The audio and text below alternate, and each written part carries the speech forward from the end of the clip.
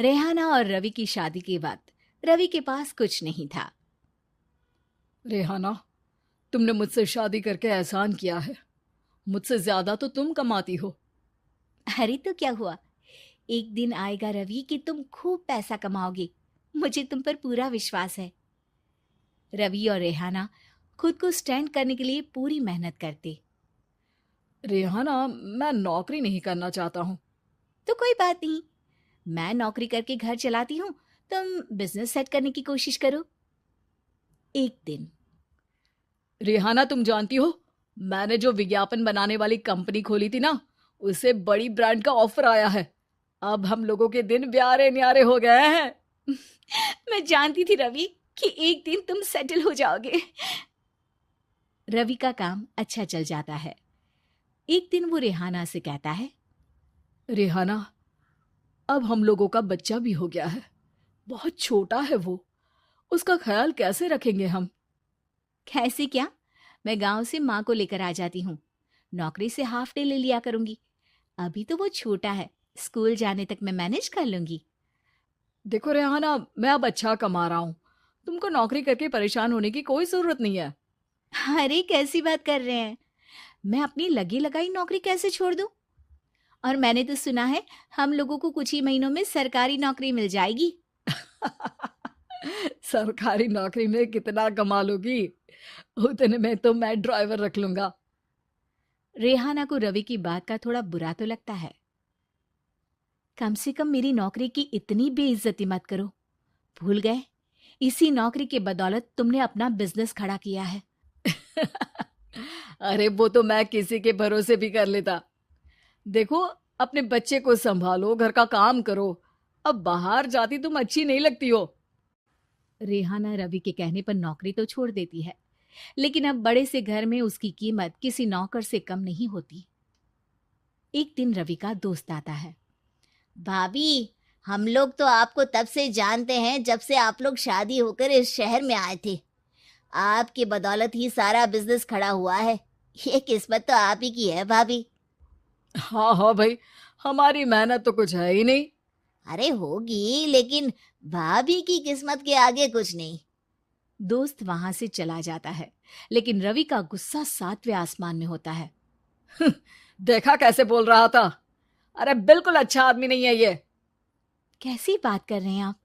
प्रशांत भैया तो बहुत अच्छे इंसान है रवि। कैसे उन्होंने हमारे मुश्किल वक्त में हमारा साथ दिया था। अरे था पैसा तो साथ दिया, नहीं तो कौन पूछता है? रवि का व्यवहार पैसा आते ही अलग हो गया। वो बंदे को बंदा नहीं समझता। घमंड से घिरे रवि ने तो एक दिन हद ही कर दी। रेहाना, मैं अब तुम्हारे साथ नहीं रह सकता हूँ। क्या क्या बकवास कर रहे हो रवि? क्या कहना चाहते हो? और क्यों नहीं रह सकते तुम मेरे साथ? देखो, मुझे कोई और पसंद है, और उसने साथ रहने पर बस यही शर्त रखी है कि मुझे तुम्हें तलाक देना होगा। रेहाना, जो कि एक स्वावलंबी महिला थी, उसने बिना देर किए रवि को कह दिया, कोई इश्यू नहीं, मुझे पैकिंग में 4 दिन का वक्त लगेगा, लेकिन तब तक मैं तुम्हारे साथ नहीं रहूंगी। 4 दिन के लिए तुम कहीं और शिफ्ट हो जाओ, मैं घर से निकलूंगी तो बता दूंगी। रवि घर छोड़कर चला जाता है। रेहाना को दुख होता है, वो रोती है, लेकिन व्यवहार से स्ट्रांग रेहाना को पति के वापस आने का और उसे सबक सिखाने का पूरा भरोसा था। फिर एक दिन, अरे शुशिका, कब शादी करोगे तुम मुझसे? यार मैंने तो सोचा था तुम शादी से पहले मुझे विदेश लेकर जाओगे, महंगी कार दिलाओगे। अरे सब दिला दूंगा, लेकिन पहले मुझसे शादी तो कर लो। हाँ हाँ, क्यों नहीं। मैं कुछ दिनों के लिए अपने मम्मी पापा के पास जा रही हूँ और लोगों से अपनी शादी की बात करूंगी। अरे शुशिका, कैसे रहूंगा मैं तुम्हारे बिना? अब तो शादी ही होने वाली है हम लोगों की। शुशिका रवि को छोड़कर चली जाती है। रवि घर आता है, जहां रेहाना को ना पाकर उसे सब अजीब लगता है। घर तो रेहाना के बिना कुछ नहीं है। बच्चे की याद भी आ रही है। चलो एक वीडियो कॉल कर लेता हूँ। रवि रेहाना को वीडियो कॉल करता है, लेकिन रेहाना फोन नहीं उठाती। रात को सोते वक्त मन कर रहा है मुन्ने को गले लगा लूं।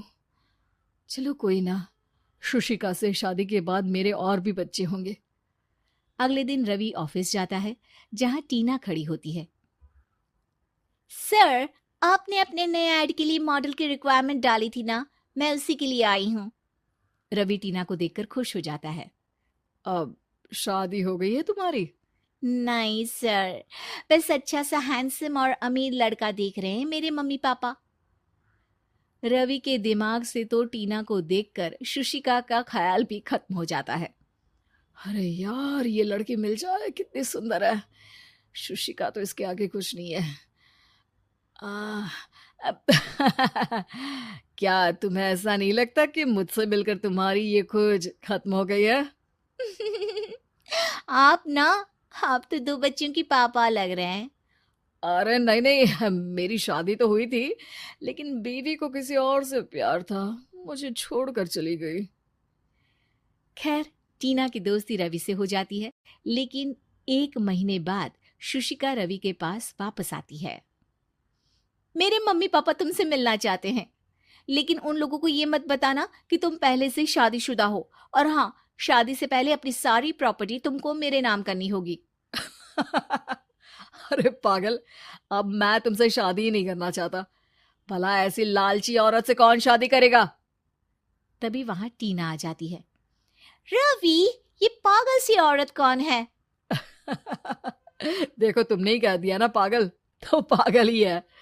पता नहीं कौन है, कह रही है शादी कर लो, लेकिन शादी से पहले अपनी सारी प्रॉपर्टी मेरे नाम कर दो। बोल तो सही रही है। वैसे तुम जानती हो, मेरी एक सहेली है, उसके पति ने उसे पैसा आते ही छोड़ दिया, जबकि उसको खड़ा करने वाली ही मेरी सहेली थी। और मुझे भी भरोसा नहीं है। अगर मैं भी तुमसे शादी करूंगी तो तभी, जब तुम मेरे नाम अपनी सारी प्रॉपर्टी कर दोगे। अरे हाँ हाँ, क्यों नहीं, बिल्कुल कर दूंगा। रवि और टीना की शादी की तारीख तय हो जाती है। वो अपनी सारी प्रॉपर्टी के कागज लेकर शादी वाली जगह पर पहुंचता है, लेकिन वहां टीना आती नहीं। रवि टीना को मैसेज करता है। कहाँ हो? सॉरी, मैं तुमसे शादी नहीं कर सकती, मुझे तुमसे भी ज्यादा पैसे वाला मिल गया। रवि को गुस्सा आ जाता है। वो गुस्से से सारा डेकोरेशन तोड़ रहा होता है कि वहां रेहाना आ जाती है। सर, क्या हो गया? क्या डेकोरेशन पसंद नहीं आई आपको? अ, तुम तुम यहाँ क्या कर रही हो? मैं यहाँ की डेकोरेटर हूँ। क्या आपको पसंद नहीं आई यहाँ की सजावट? रवि दौड़कर रेहाना के गले लग जाता है। मुझे माफ कर दो रेहाना। रवि रेहाना के गले लग जाता है और रेहाना टीना को थैंक्स का मैसेज करती है।